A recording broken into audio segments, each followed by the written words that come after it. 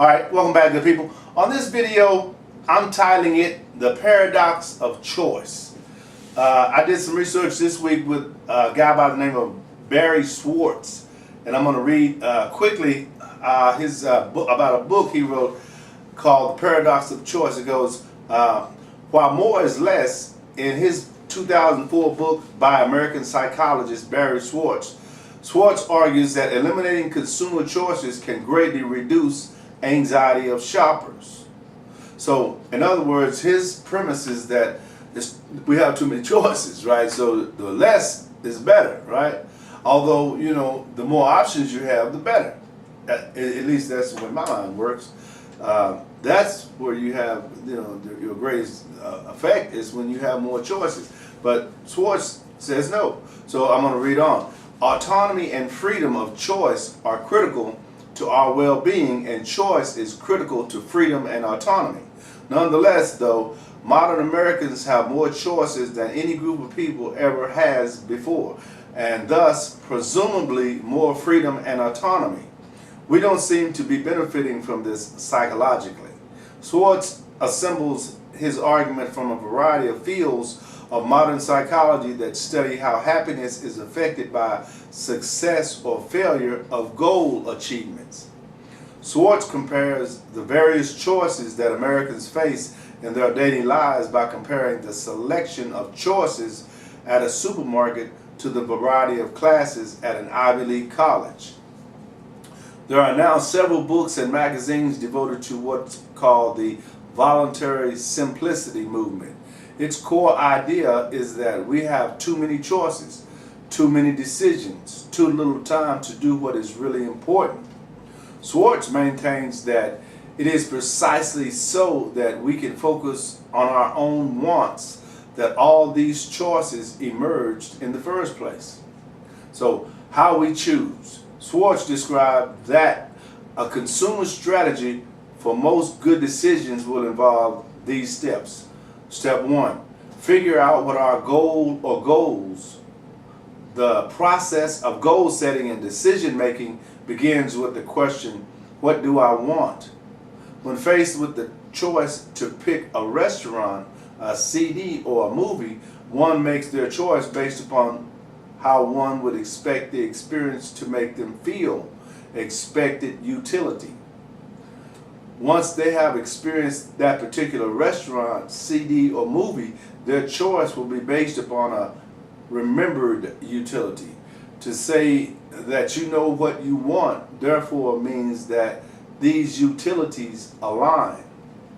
Now, I know that's a little bit difficult to understand right off the bat for a lot of people, but if you just get the fact that once you've experienced something, you can make a better choice about something that you haven't experienced if what you want at that time is what you want. Like, let's say I was hungry and I wanted to eat something that I hadn't ever eaten before, or something that I knew would fill me up that I had eaten before. Chances are likely that I'm going to eat something that I've eaten before. All right. Number 2, evaluate the importance of each goal. Daniel Kahneman and Amos Tversky have researched how people make decisions and found a variety of rules of thumb that often lead us astray. Most people give substantial weight to anecdotal evidence, perhaps so much so that it cancels out expert evidence. Array of options. Kahneman and Tversky found that personal psychological accounts will produce the effect of framing the choice and determining what options are considered as subjects of favor. Number 4, evaluate how likely each of the option is to meet your goals. People often talk about how creative accounts can make a corporate balance sheet look as good or bad as they want it to look. In many ways, Schwartz views most people as creative accountants when it comes to keeping their own psychological balance sheet. Number 5, pick the winning option. Schwartz argues that options are already attached to choices being considered. When the options are not already attached, they are not part of the endowment, and choosing them is perceived as a gain. Number 6, modify goals. Schwartz points out that later one uses the consequences of their choices to modify their goals, the importance assigned to them, and the way future possibilities are evaluated. Now, marginal utility is a theory which originates from the field of economics.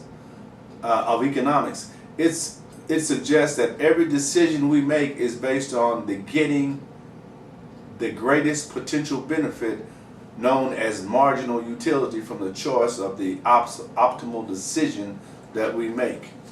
So basically, when you make a decision, the decision you make has a lot to do with that experience that you've already had.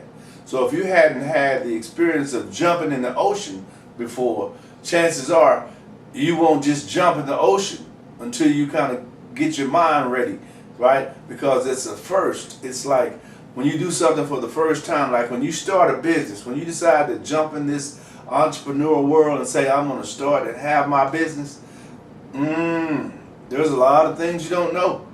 There's a lot of things about that world that you are not familiar with, but you are willing to participate. So you jump in and you take the bumps and the bruises as they come, because they're going to come. The situations are going to come. Deadlines exist, right? Contracts have to be signed. People have to be called. All that has to take place. That has to be something you're okay with, because you have to become not only good at making decisions, but being able to adjust when you make the wrong decision. You see? So that's called life, right? When you make a bad call in life, you still have to make that adjustment. And if you don't make the adjustment in time, it can cost a lot, right? It can cause you to go from here to here, right? And also it can cause you to go from here to here. So you have to be able to, make the call as you feel comfortable, based on your intellect, based on your knowledge, based on your experience. That's why you don't just stop learning once you say, I'm going to start this business right here. You still need to keep learning and understanding how you need to make adjustments to compete with other people that are in that same industry, right? Because you're not going to be the only person in that industry. Other people are going to be vying for other people's dollars as well. And they should, right? Because I believe we all should have a business. We should all have something that we can do and get better at and charge people for, or guide people to, right? Like one of the things I do, I have a podcast show that I create in conjunction with these videos that I create.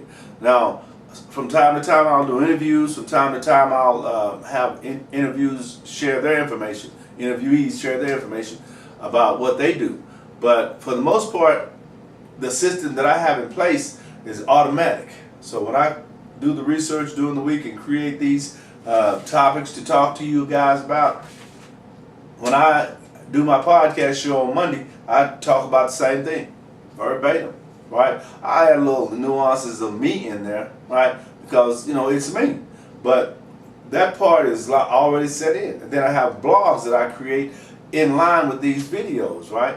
And if you go to speakwithlarry.blog, you'll be able to get a chance to follow exactly the format that I have set up, so that I touch all three modems, or all three modalities every time I create a video. When I create a video, this goes to a blog, a podcast, and that's three different sources that I'm reaching out to people, right?